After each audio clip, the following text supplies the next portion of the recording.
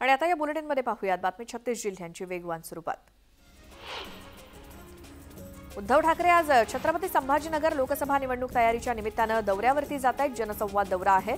छत्रपती संभाजीनगर पूर्व पश्चिम आणि मध्य विधानसभा मतदारसंघातील जनतेशी ते संवाद साधणार आहेत। लोकसभेच्या निवडणुकीपूर्वी 19 फेब्रुवारीला वाढवण बंदराचे पंतप्रधान नरेंद्र मोदी यांच्या हस्ते भूमिपूजन होण्याची शक्यता आहे। या पार्श्वभूमीवर बंदर विरोधी संघर्ष समिती आणि मच्छीमार सहकारी संस्थांच्या 5 प्रतिनिधींसोबत मुख्यमंत्र्यांची दुपारी 12:30 वाजता बैठक आयोजित करण्यात आली आहे। मनोज जरांगे पाटलांच्या आमरण उपोषणाचा आजचा 3रा दिवस आहे। सरकारने काढलेल्या अध्यादेशाचा मराठा समाजाला लाभ होत नाही तोपर्यंत आंदोलन सुरूच राहणार असल्याचा इशारा मनोज जरांगेंनी दिला। मात्र या उपोषणादरम्यान आपण ना पाणी पिणार आहोत ना कोणते उपचार घेणार आहोत अशी भूमिका जरांगेंनी घेतली आहे। पंतप्रधान नरेंद्र मोदी आज केंद्र सरकारच्या विभागात नियुक्त केलेल्या 1 लाखाहून अधिक उमेदवारांना रोजगार मेळ्यात नियुक्तीपत्रांचं वाटप करणार आहेत। यावेळी पंतप्रधान एकात्मिक संकुल कर्मयोगी भवनाच्या पहिल्या टप्प्याची पायाभरणी सुद्धा करणार आहेत। 2019ला तुम्ही विश्वासघात केला, मात्र आम्ही शिवसेना वाचवण्याचं काम केलं असल्याचा जोरदार टोला मुख्यमंत्र्यांनी ठाकरेंना लगावला। दरम्यान रोज म्हणतात माझा पक्ष चोरला, बाप चोरला, आम्ही पक्ष चोरला नाही तर हिंदुत्वाशी बेईमानी करणाऱ्यांना आम्ही जागा दाखवली, उलट आम्ही बाळासाहेबांचे विचार घेऊन पुढे जातोय असं शिंदे म्हणाले। आरक्षणाच्या प्रश्नावरून ओबीसी नेत्यांनी राजकीय पक्ष काढण्याची घोषणा केली। छगन भुजबळ यांनी या पक्षाचं नेतृत्व करावं असं आवाहन वंचित बहुजन आघाडीचे अध्यक्ष प्रकाश आंबेडकरांनी केलं, तर वंचित बहुजन आघाडी भुजबळ यांच्या पाठीशी राहील असं ते म्हणाले। निवडणूक आयोगाचा निकाल आश्चर्यकारक असून यापूर्वी देशात असं कधीच घडलं नव्हतं अशी प्रतिक्रिया शरद पवारांनी दिली। राष्ट्रवादी पक्ष आणि चिन्हाबाबत निवडणूक आयोगाच्या निकालासंदर्भात ते बोलत होते। ज्यांनी पक्ष उभारला त्यांचा पक्ष काढून घेऊन दुसऱ्याला दिल्याची टीका पवारांनी केली। जरांगे पाटलांच्या भेटीला गेलेल्या हरिभाऊ राठोडांना स्टेजवरती जाण्यापासून रोखण्यात आलं। मराठ्यांना आरक्षण मिळालं पाहिजे अशी भूमिका घेत जरांगे पाटलांना पाठिंबा देण्यासाठी राठोड गेले असता राठोडांना रोखण्यात आलं। त्यामुळे सरपंच आणि मराठा आंदोलकांसोबत चर्चा करून राठोड माघारी आले। शिर्डीतील साईबाबा संस्थान कर्मचारी सोसायटी निवडणुकीत सत्तांतर झालंय। कामगार नेते विठ्ठल पवारांच्या परिवर्तन पॅनलनं दणदणीत विजय मिळवलाय, तर 17पैकी 17 जागांवरती परिवर्तन पॅनलचे उमेदवार विजयी झालेत आणि प्रतिष्ठेच्या बनलेल्या या निवडणुकीत विखे पाटील समर्थक पॅनलला पराभवाचा धक्का बसला। पश्चिम रेल्वेच्या सफाळे स्टेशन दरम्यान रोड ओव्हर ब्रिजच्या गर्डरच्या कामासाठी सोमवार ते बुधवारपर्यंत दररोज मध्यरात्री 1 तास 15 मिनिटांचा मेगा ब्लॉक घेण्यात येणार, त्यामुळे मुंबईत येणाऱ्या रेल्वे एक्सप्रेसला उशीर होणार आहे। सफाळे स्टेशनवरील रोड ओव्हर ब्रिजचा गर्डर टाकण्यासाठी 12, 13 आणि 14 फेब्रुवारीला दररोज मध्यरात्री 1:50 पासून ते 3:05 पर्यंत मेगा ब्लॉक असेल। शिवडीवरून मुंबई पुणे द्रुतगती महामार्गावरती 30 ते 35 मिनिटांत पोहोचता यावं यासाठी हाती घेण्यात आलेल्या चिरले ते कोण जोड रस्त्याच्या कामाचा मार्ग अखेर मोकळा झालाय। मुंबई महानगर प्रदेश विकास प्राधिकरणाच्या कार्यकारी समितीच्या बैठकीत या कामाचं कंत्राट अंतिम करण्यात आलं आणि यावरती गावर कन्स्ट्रक्शन कंपनीला हे कंत्राट देण्यात आलंय आणि या महिन्याभरात कामाला सुरुवात होणार आहे। मुंबई मेट्रोची धाव थेट अलिबागपर्यंत जाण्याची शक्यता आहे। महाराष्ट्र राज्य रस्ते विकास महामंडळानं विरार ते अलिबाग बहुउद्देशीय मार्गिकेवरील नायगाव रेल्वे स्थानक ते अलिबाग अशा 136 किलोमीटरच्या मेट्रो मार्गिकेसाठीचा व्यवहाराचा अभ्यास सुरू केलाय। येत्या 6 महिन्यात मार्गिकेचा सविस्तर प्रकल्प आराखडा तयार करण्यात येईल। मुंबईच्या गोवंडीमध्ये बॉम्ब ठेवल्याचा पोलीस नियंत्रण कक्षाला फोन आल्यानं खळबळ माजली। Bank of Maharashtra Deonar colony Govandi इथे बॉम्ब ठेवण्यात आल्याचा फोन आल्यानं पोलीस सतर्क झाले। बॉम्बची माहिती मिळताच पोलिसांनी सर्व ठिकाणी सर्च ऑपरेशन केलं, मात्र यामध्ये काहीही आढळलं नाही। पोलिसांनी या प्रकरणी व्यंकटेश राजन नावाच्या व्यक्तीला नागपुरातून अटक केली आहे आणि दारूच्या नशेत त्यानं हा फोन केल्याचं स्पष्ट झालं। कल्याण डोंबिवली महापालिका हद्दीतील अनधिकृत बांधकामांवरती सध्या महापालिकेकडून धडक कारवाई सुरू आहे। इंदूर आणि जाखडी या नवीन आयुक्त आल्यापासून महापालिका हद्दीतील अनधिकृत बांधकामांवरती बुलडोजर फिरवला जातोय। कल्याण पूर्वेच्या तिसगाव पुन्हा लिंक रोड लगत असलेल्या इमारतीच्या अनधिकृत काम जे सुरू होतं ते सुद्धा महापालिकेनं जमीनदोस्त केलं। बुलढाण्यातील डोणगावातील एका हार्डवेअरच्या दुकानात चोरट्यांनी डल्ला मारला आणि चोरीची संपूर्ण घटना सीसीटीव्हीत कैद झाली। चोरांनी या दुकानातून हजारो रुपये चोरलेत आणि सीसीटीव्हीच्या आधारे पोलीस चोरट्यांचा शोध घेत आहेत। चोरीच्या घटनांमध्ये दिवसेंदिवस वाढ होत असल्यानं व्यापाऱ्यांमध्ये भीतीचं वातावरण आहे। वाडा इथे यात्रेतील गर्दीच्या ठिकाणी एका कारनं अचानक पेट घेतला आणि या आगीत संपूर्ण कार जळून खाक झाली आणि रस्त्याच्या बाजूला भर उन्हात कार लावल्यानं कारला अचानक आग लागली। दरम्यान आगीवरती वेळेत नियंत्रण मिळवण्यात यश न आल्यानं कार संपूर्णपणे जळून खाक झाली। जळगाव शहरातील पाणीपुरवठा 1 दिवस बंद असणार आहे। रॉ वॉटर जलवाहिनीवरती नॉन रिटर्न वॉल बसवण्याच्या कामामुळे पाणीपुरवठा बंद असेल। अंतर्गत आणि दुसरीसाठी वाघूर पंपिंग विद्युतीकरण केंद्राचा विद्युत पुरवठा बंद ठेवला जाईल, त्यामुळे शहराचा पाणी पुरवठा एक दिवस पुढे ढकलण्यात आलाय। मावळ तालुक्यात काने ग्रामपंचायतीच्या तलावात छत्रपती शिवाजी महाराज यांचा अश्वारूढ पुतळा बसवण्यात येणार आहे। या तलावातील छत्रपती शिवाजी महाराज यांचा अश्वारूढ पुतळा तसंच संपूर्ण तलावाचं सुशोभीकरण हे काने गावातील लोकवर्गणीतून करण्यात येणार आहे। या कामासाठी सुमारे 35 लाख रुपयांचा खर्च होणार आहे। बदलापूर रेल्वे स्टेशन परिसरात असलेल्या स्कायवॉकची दुरवस्था झाली आणि स्कायवॉकच्या जिन्याच्या पायऱ्यांवरील अनेक लाद्या निघाल्या, त्यामुळे प्रवाशांना याचा वापर करत असताना मोठ्या त्रासाला सामोरं जावं लागतंय। विशेषतः वृद्धांना याचा मोठा त्रास होतोय। मात्र त्याच्या दुरुस्तीचं काम हाती घेतलं जात नसल्यामुळे स्थानिकांनी नाराजी व्यक्त केली आहे।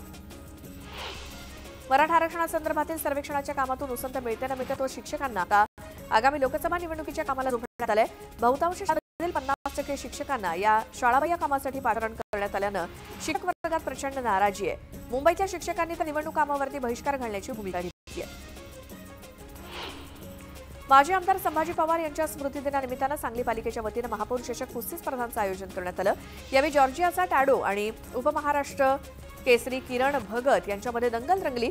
मात्र टॅडो पैलवानानं किरणला आसमान दाखवलं, तर महापौर चषक महिला कुस्तीमध्ये तडसरच्या वेदांतिका पवारनं सलग दुसऱ्यांदा गदा पटकावण्याचा मान मिळवलाय। अहमदनगरच्या पाथर्डी शहर आणि परिसरात गेल्या 8 दिवसांपासून अनेक कावळ्यांचा मृत्यू होतोय। याबाबत वन्यप्रेमींमध्ये चिंतेचा सूर आहे। प्रशासनानं कावळ्यांच्या मृत्यूच्या कारणाचा शोध घेऊन पर्यावरणाची होणारी हानी थांबवावी अशी मागणी केली जाते। मात्र कावळ्यांच्या मृत्यूचं नेमकं कारण काय हे अद्याप तरी समोर आलेलं नाही। वर्ध्याच्या हिंगणघाट आणि समुद्रपूर परिसरात गारपिटीचा तडाखा बसलाय। गारपिटीमुळे गहू, चणा आणि तुरीचं मोठं नुकसान झालं असून आणखी 2 दिवस गारपिटीचा अंदाज वर्तवण्यात आलाय। नांदेड जिल्ह्यामध्ये अवकाळी पावसानं हजेरी लावली आणि हिमायतनगर, भोकर आणि किनवट तालुक्यात गारपीट झाली असून जिल्ह्यातील इतर भागात तुरळक पाऊस झालाय। गारपिटीमुळे पिकांचं नुकसान झालं असून शेतकऱ्यांची चिंता वाढली आहे। मराठा आरक्षणासंदर्भातील अधिसूचनेच्या मसुद्याला पाठिंबा देण्यासाठी धुळ्यामध्ये सकल मराठा समाजाकडून पाठिंबा पत्र भरण्याचं काम सुरू आहे। धुळे शहरातील महाराणा प्रताप चौकामध्ये सकल मराठा समाजाच्या वतीनं सुरू करण्यात आलेल्या या मोहिमेला चांगला प्रतिसाद मिळतोय। ओबीसींच्या जातनिहाय जनगणनेच्या मागणीसाठी वणीमध्ये एल्गार मोर्चा आणण्यात आला। जनगणना केल्याशिवाय स्वस्थ बसणार नाही असा इशारा मोर्चेकऱ्यांनी दिला।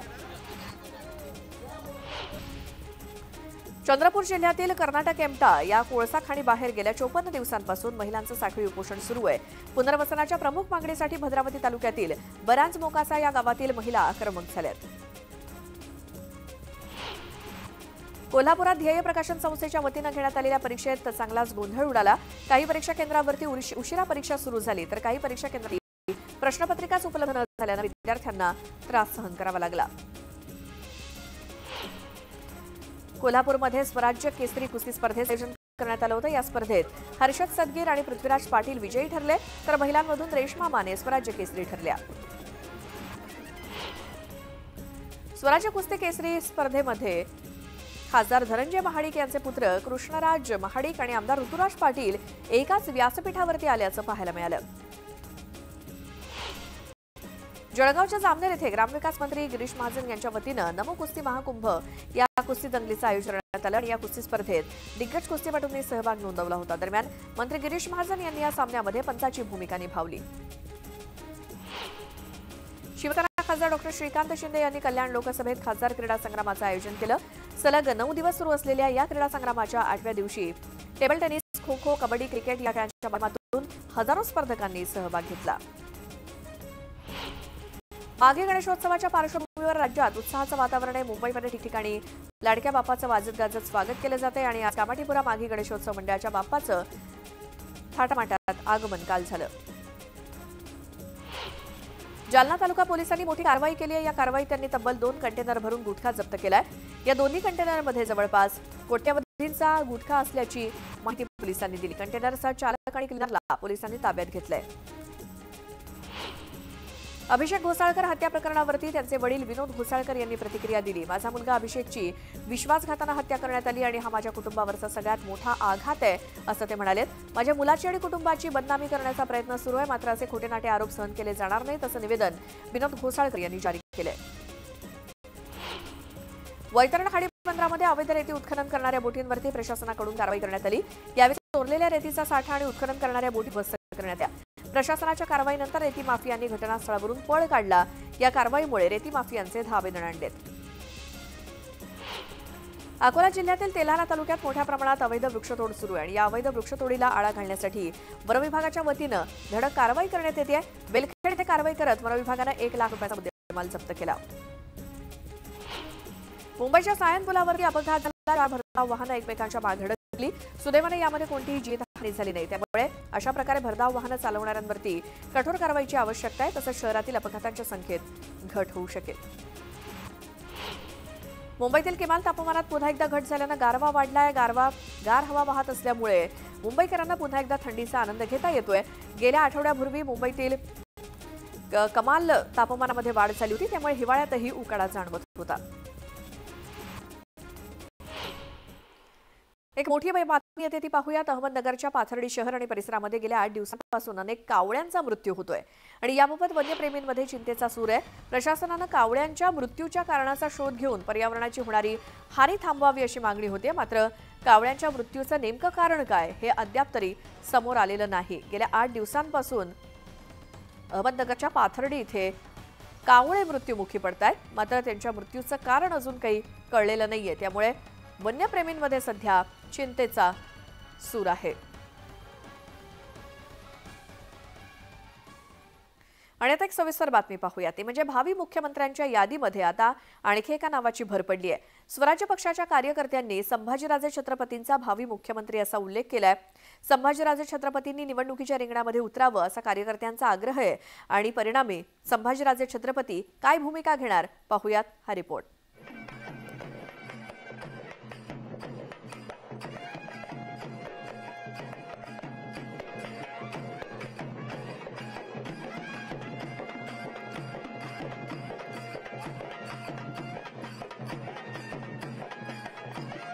संभाजीराजे छत्रपतींचे कार्यकर्ते जल्लोष साजरा करतात।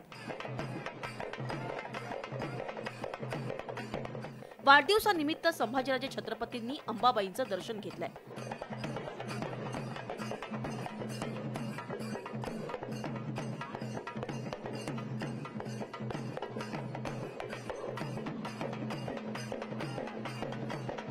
संभाजीराजे छत्रपतींच्या वाढदिवसासाठी नाशिकमधून तब्बल 101 वाहनांमधून कार्यकर्ते कोल्हापुरात दाखल झाले।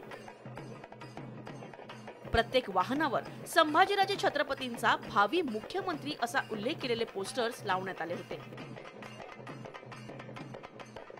लोकसभेच्या निवडणुका आता कधीही जाहीर होऊ शकतात आणि त्यानंतर विधानसभेच्या निवडणुका होणार आहेत। या पार्श्वभूमीवर कार्यकर्त्यांनी घेतलेली भूमिका आगामी काळातील राजकारणाचे संकेत देणार आहेत। या महाराष्ट्राला आता वाटतंय की खोक्या बोक्यांचं राजकारण सोडून कुठेतरी सुसंस्कृत नेतृत्व या महाराष्ट्राला लाभावं। आमची छत्रपती संभाजीराजांना विनंती, हात जोडून विनंती, त्यांनी नाशिक हा आपला बालेकिल्ला आहे स्वराज्याचा, त्यांनी नाशिकमधून लोकसभा निवडणूक लढवावी आणि त्यांना नाशिककर 100% निवडून देतील। राज्यातील सध्याच्या राजकीय स्थितीत संभाजीराजे छत्रपती हेच मुख्यमंत्री म्हणून योग्य असल्याची भूमिका स्वराज्य पक्षाच्या कार्यकर्त्यांनी घेतली। त्यामुळे संभाजीराजे छत्रपतींना भावी मुख्यमंत्री पदाच्या पोस्टरबाबत पत्रकारांनी प्रश्न विचारला। माझं कार्यक्षेत्र हे पूर्ण महाराष्ट्र आहे। पूर्ण महाराष्ट्र मी पिंजून काढत आहे। आज नाही, 10-15 वर्षापासून काढत आहे। आता महाराष्ट्राच्या पलीकडे देशात कसं जाता येईल ह्याच्याकडे माझं लक्ष आहे। संभाजीराजे छत्रपती सुमारे 10 दिवसांपासून नॉट रिचेबल होते। विशेष म्हणजे कुटुंब आणि कार्यकर्त्यांशी त्यांचा संपर्क होत नव्हता। त्यातच शाहू महाराजांच्या राज्यसभेच्या उमेदवारीचीही चर्चा सुरू झाली होती। परिणामी शाहू महाराजांची उमेदवारी आणि संभाजीराजे छत्रपतींचं नॉट रिचेबल होणं याचा संबंध जोडला जात होता। मात्र संभाजीराजे छत्रपतींनी वाढदिवसानिमित्त अंबाबाईचं दर्शन घेत सर्व चर्चांना विराम दिला। तर नॉट रिचेबल का होते यावर त्यांनी दिलेलं उत्तर आता पाहूया। वाढदिवस आहे आणि मला असं वाटतं की चांगल्या दिवशी चांगल्या गोष्टी बोलावेत आणि वाढदिवसाच्या निमित्त एवढंच मी सांगू इच्छितो की लोकांची सेवा माझ्या शेवटच्या श्वासापर्यंत मला करायची। सगळ्या अंबाबाई असतील, भवानी देवी असतील, किंबहुना अनेक सगळे देव असतील आणि महापुरुष म्हणजे शिवाजी महाराज, शाहू महाराजांनी मला आशीर्वाद द्यावा। अज्ञात मासाच्या प्रश्नावर उत्तर देणं संभाजीराजे छत्रपतींनी टाळलं। मात्र त्यांच्या पक्षाच्या कार्यकर्त्यांनी केलेला भावी मुख्यमंत्री हा उल्लेख आगामी काळातल्या राजकारणाची दिशा दाखवून देणारा ठरलाय। तसंच माझं कार्यक्षेत्र हे पूर्ण महाराष्ट्र हे संभाजीराजे छत्रपतींचं वक्तव्यही बरंच काही सांगून जातं। Bureau report, news 18 Lokmat. आणि बातमीसोबतच वेळ झाली आहे या बुलेटिनमध्ये एका छोट्याशा ब्रेकची।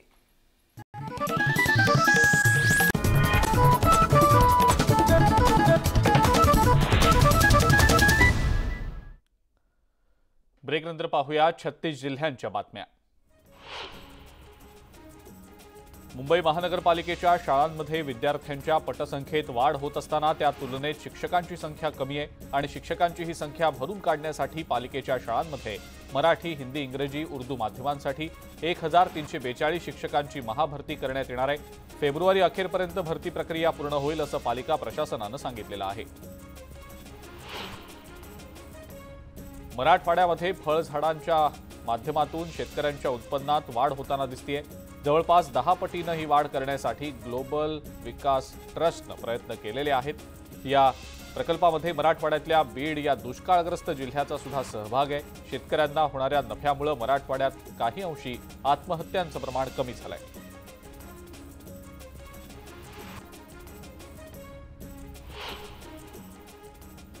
आणि या महत्त्वाच्या बातम्यांसोबतच 36 जिल्ह्यांच्या बातम्यांमध्ये आता वेळ झाली आहे इथंच थांबण्याची। ताज्या बातम्या आणि अपडेट्ससाठी बघत राहा फक्त न्यूज 18 लोकमत।